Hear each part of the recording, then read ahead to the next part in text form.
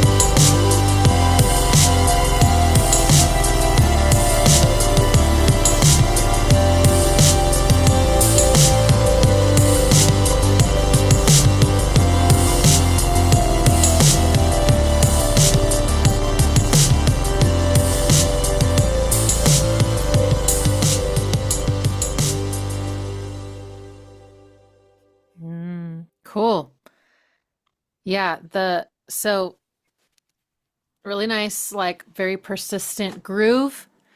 Um, just the right tempo to, yeah, like bop your head to. It's not frenetic. It's a little laid back, but it still drives Mm, forward. So that was like, yeah, I couldn't help it but do this.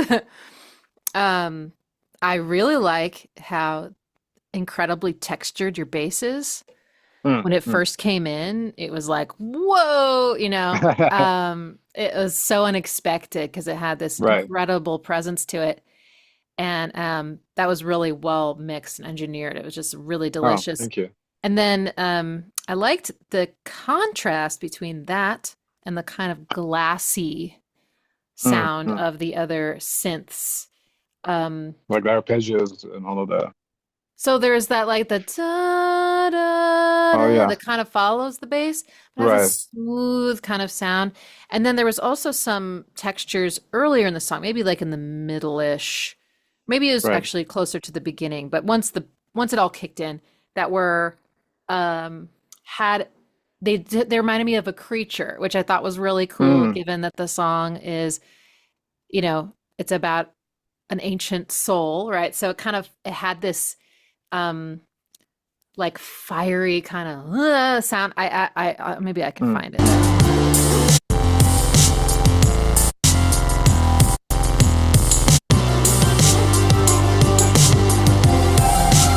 Yeah, okay, so the da da da. Okay, this part, Mm.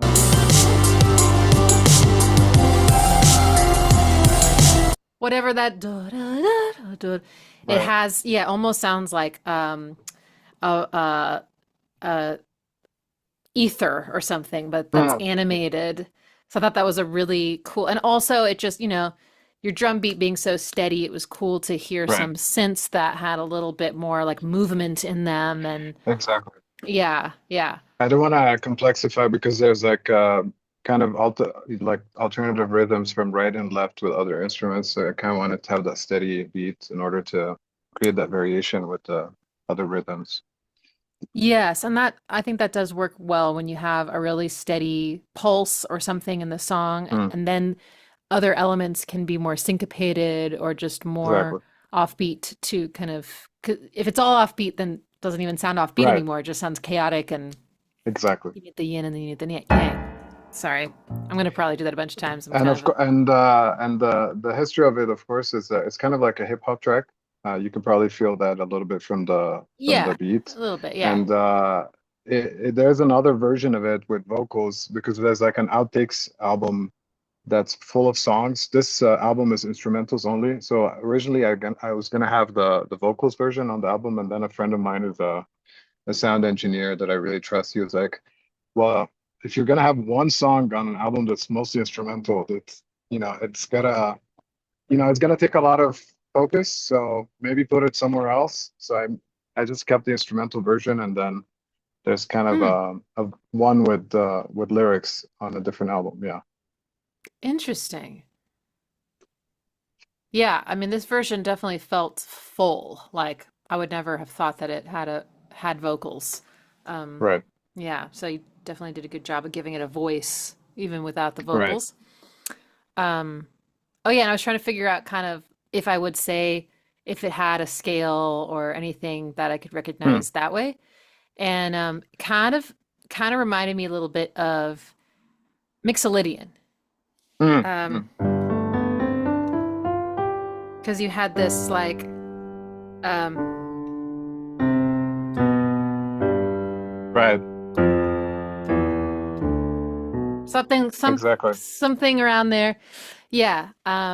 Which I think is a nice like sound for this song because Yes. it gives it it doesn't sound too dark or too severe. Hmm. It's a little bit playful, it's curious, it has like more open eyes, it has a little bit of warmth to it, but it's also not as uh happy Yeah. as just straight up like a major. It kind of has a Right. nice balance of Hmm. edge and warmth. Still dramatic. Yeah. And Yeah. I think it's worth mentioning because the ancient soul is referring to, I have ancient Egyptian indigenous roots. and obviously influenced by growing up, Arabic music. And so you'll find elements of that, not in a straightforward way, but kind of in a more subtle way, especially in terms of the scales and things like that. Mm. But sometimes in terms of the rhythms, but that's definitely try to think combining like these worlds, the Western and the Eastern, but in a way that makes sense to me individually. Yeah, very cool. Yeah, hopefully I can pick those things out. Okay, let's move on to the next one. So Okay. this one is the melancholic joy. Anything you want to say about this one? Yeah, in a way, it captures my philosophy, I think, as a composer, because it's that contrast that I try to capture, which is, as you said, it's like not too happy, it's not too dark, not too sad. In a way, it captures life. Life is bittersweet in a way, and I try to capture that musically. So let's see how it goes. Cool.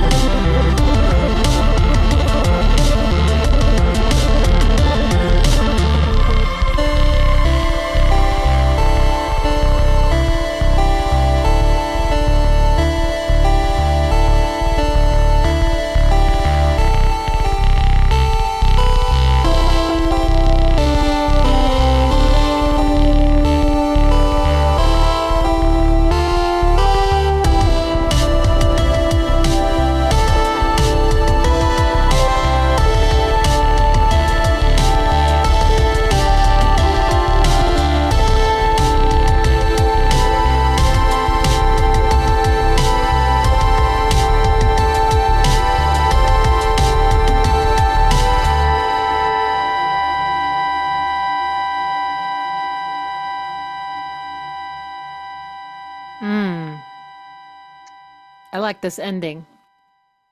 Yeah. I like that you kind of left us on that kind of harmonic cliffhanger. It's sort of that's nice. But it Because captures melancholic joy, right? Doesn't it? yeah, I mean, it's almost reminds me a little bit of the way I think some people describe The Cure, sounding Mm, kind of sad, even yes. when their music does have like maybe more of a bright, very like major Yes. sound. So yeah, like That's a good reference. I think if you put, a movie scene with this that was about something sad, it would totally like support that. You could also, Mm, though, put it to a scene where someone was feeling free and easygoing, and it would support that too. So mm, yeah, mm, I'd say you nailed it. And it's kind of not to get too theoretical, but it's interesting to me that you have one major chord and one minor chord. mm, mm, And it mm, kind of feels a little bit like, you know, the more warm and the colder and the mm, mixture of mm. them. The and then Right. they're right next to each other, just like in Right. in real life. They're usually just right there. You can so easily go from one to the other, depending on what Right. thought you have or um and yeah, and another observation though is that similar, palette instrumentation wise to the previous one in that you have, Mm, yeah, sort of this synth wave kind of glassy, mm, sparkly kind of lead synth, mm, with like a long decay, and then you have mm, a really punchy textured bass, mhm, which gives it a little bit more, um, it makes it a little bit more formidable and mm. like it's not all rainbows, it kind of Right. grounds it in something that has teeth. Mm, mm, So I'm mm. curious as we listen if we're going to hear more of that dichotomy. Because I know everyone kind of has their like go-to sounds Right. that just Right. like, you find that textured bass and you're like, yeah, now it's a song. Yeah. Yeah, Yeah. there are surprising changes throughout. Mhm. And there are some more like later on that you find more noisy elements and more dissonance and more rock elements. So it changes as it Interesting. moves. Yeah, Yeah. so I think it will go in different directions. Cool. The other thing I wanted to comment on was, okay, two things. One was you had kind of a synth lead near the beginning Hmm. that you played it on some of the offbeats. See if I can find it.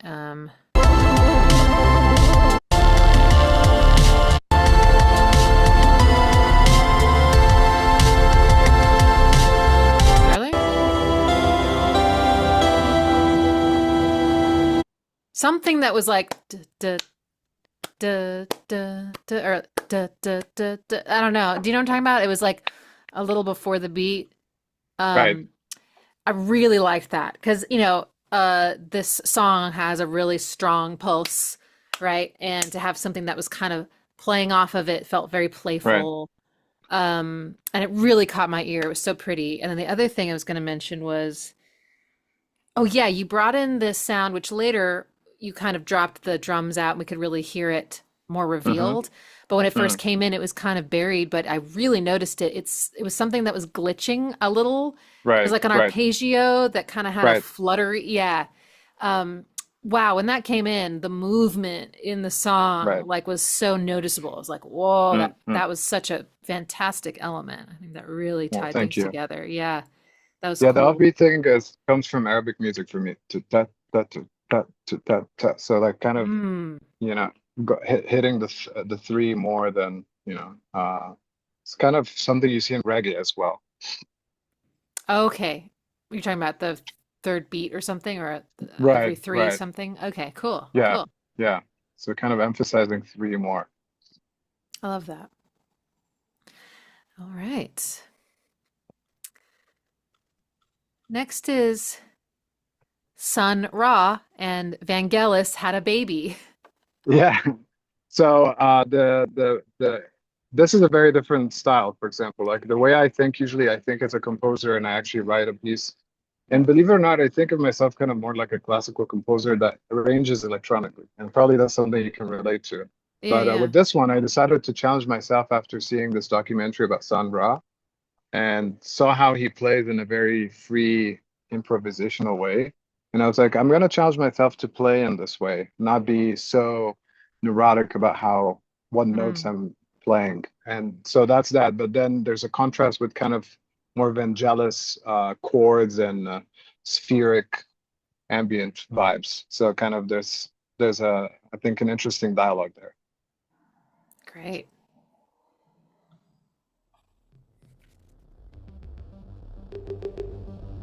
Mm.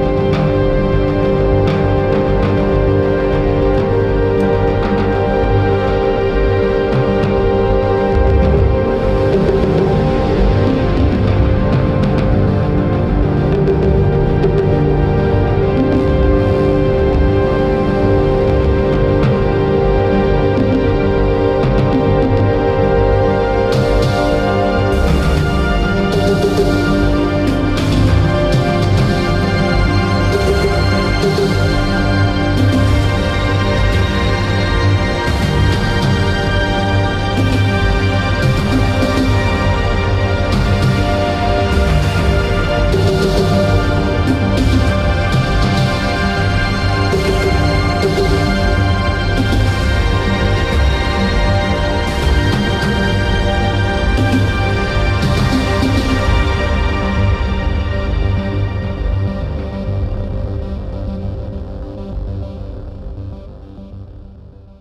Oh, cool. I really like this one. This Mm. one's so cinematic. Yes, I mean, it yes, really does sound like you could put that into, a film either that's from the 80s or 90s or that right. is, you know, Sci-fi. yeah, like how Stranger Things the is set in the Yes, 80s and they use the music like, amongst other things, yes, but the music is a huge part of setting it in that timeline. Like this absolutely. could do the same thing. But very Right. suspenseful. Um, really like the sort of percussive accents that also sounded tonal. So I don't know what they really were in Logic, if they were percussion or do do do do do do like those kind of Yeah, um there are toms, different toms, or tom. Okay, I was different, wondering if they were yeah, toms. Yeah, yeah, yeah. that was cool, and they came in times when I didn't expect them. Like it wasn't, I Mm, couldn't predict when they were going right. to happen, but I knew that when they did, they would be in those groupings. Do do do do, Mm, do do. mm, And then at the end, I heard you kind of like took maybe that MIDI and you gave it to some other drums as well. So the mm. snare goes, you know, Right. um, but yeah, it's kind of like a little bit of some rock drums, but also some like Mm, cinematic hits, mm, mm. you know, like this is cool. And the swelling chords, really beautiful, sounded like minor with this note a lot, creating just this like tension and excitement, like Mhm, something's happening, something we're, moving towards something. mm, But mm. yeah, I think you really, I actually don't know who Sun Ra is. But Sun Ra is a jazz composer. He okay. had yeah, Sun Ra. He just like free jazz. So if you Wow. look him up, the way he plays, he believed he was from the future. And so he's very interesting, eccentric character, and he made Wow. some Okay. interesting movies too. But the way he plays, it's like, when someone studies music and knows everything and then but lets all of that go, that kind of that kind of Right. freedom. So I wanted to kind of channel that a little bit because I don't normally do that.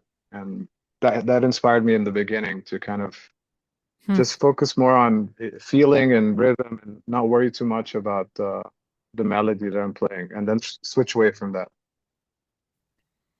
Wow. Definitely looks like an interesting guy. Yeah. Huh. Cool. And I do have a background in scoring, so it does make sense. I mean, I've scored films and plays in the past in Egypt and elsewhere, so definitely Yeah. something I'm passionate about. Yes, you could definitely hear that in this piece. Really cool. I really want this to be in a movie. This cue is great. Love it. All right. Next is um title track, Architect of Truth. That's definitely one of my favorite tracks. It's it goes in unexpected directions. It's very interesting rhythmically. It's just fun track to listen to for me even. So I like when I can make something I can listen to and I'm like, wow, this is interesting, surprising. That it has that effect on me as well. Very cool. All right.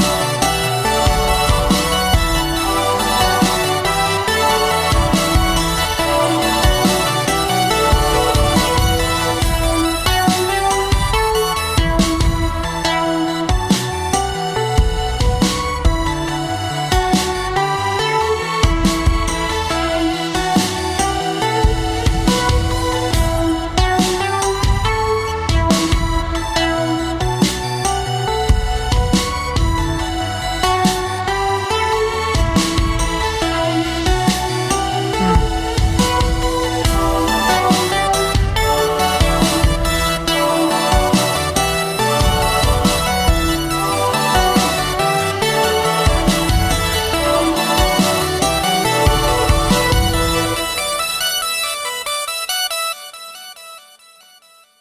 Yeah, I really like the panning on that to create that nice Mm, stereo image is really exciting. mm, And the mm, I like that your grooves tend to be slower. And that one was especially that mm, was like a real nice like halftime groove you can really sink mm. into.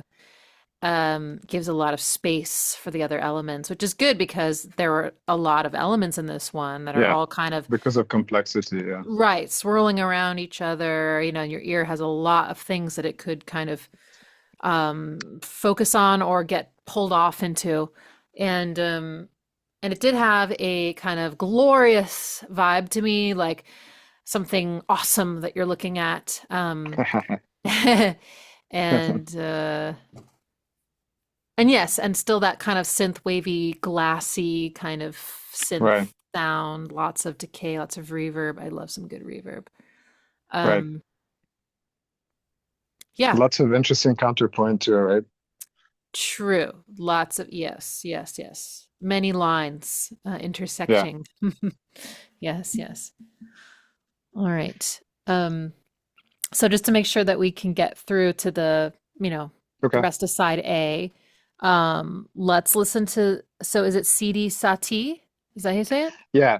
Yeah. Okay. Sidi Sati. Sidi is Arabic for like kind of like Mr. And Sati is a reference to Eric Satie, who's obviously a big influence on me.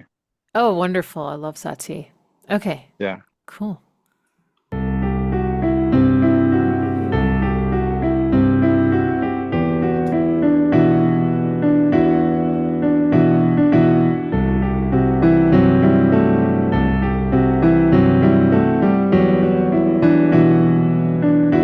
Mm.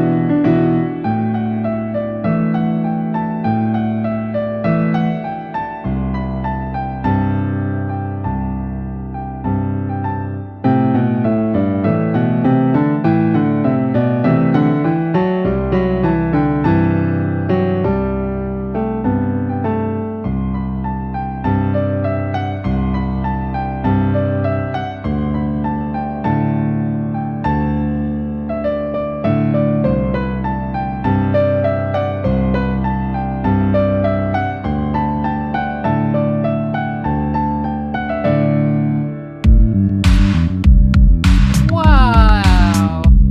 That's great.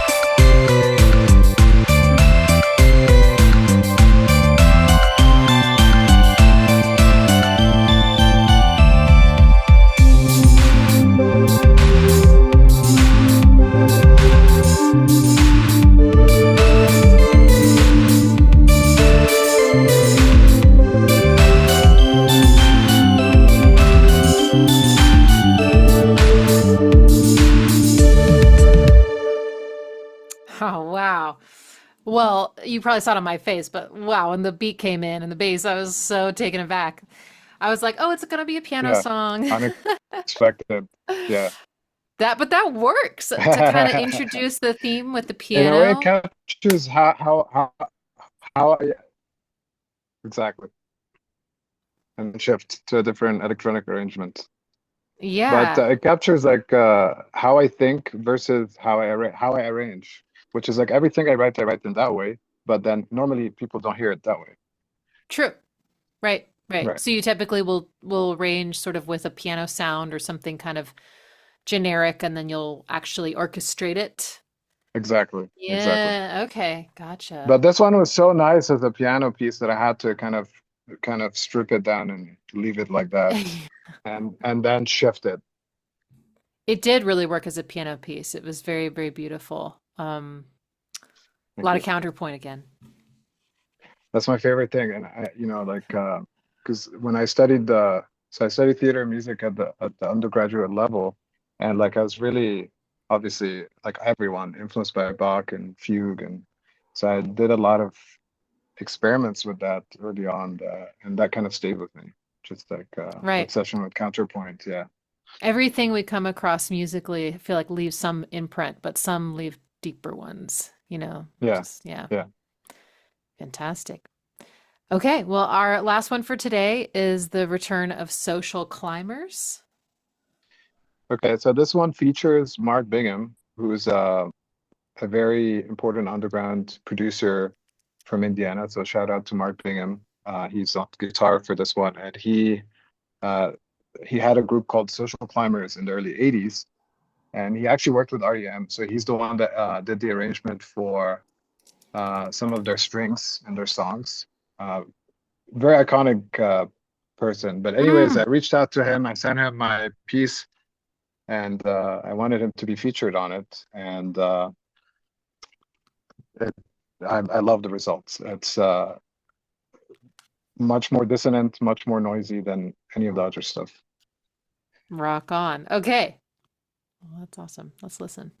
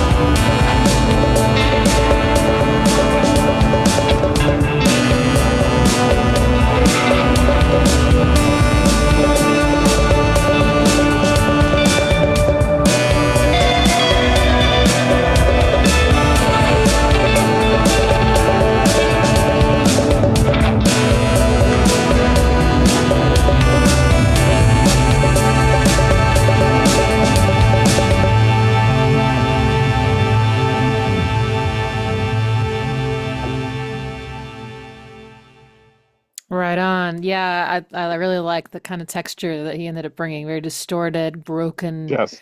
but washed out, mingling with your sounds really nicely. That's Mhm. cool. And it gave the whole thing actually kind of a jam vibe, like Yeah. improvisational jam with him, which I thought was really cool. Yeah. And I love it because it's like again, it's free. It's that's the beauty of collaboration too. It's like being open to, like what someone else brings, and it could be dissonant, it could be chaotic, and you work with it. And actually, in a way, I think it did bring something, an interesting texture to the album that didn't exist without that feature. Yeah, totally. All right, Robert. Well, we're gonna wrap up this session, Okay. and so I'll just say thanks for sharing the first half with me, Okay. and Thanks for